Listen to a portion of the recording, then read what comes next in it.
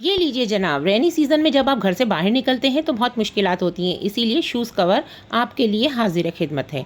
ये लीजिए तरह तरह के शूज़ कवर और शूज़ ऐसे जो कि आप इजीली रेनी सीज़न में आसानी के साथ इसे मेंटेन कर सकें, पहन सकें और कोई मसला ना हो। बहुत अच्छे अच्छे दीदा ज़ेब डिज़ाइंस के साथ। और ये देखें, जब आप बाहर जाएँ और अगर बारिश शुरू हो जाए तो फिर आपको बहुत आसानी होगी। ये बारिश के मौसम में आप लोगों के लिए आसानी के लिए बहुत सारी ऐसी चीज़ें चाइना ने डिस्कवर कर दी हैं। लीजिए और अपनी लाइफ को बहुत इजीली मेंटेन कीजिए, मज़ा आ जाएगा जनाब। चाइना की चीज़ें मार्केट में अब अवेलेबल हैं इस तरह की जैसी कभी पहले किसी ने तस्वर भी नहीं की थी।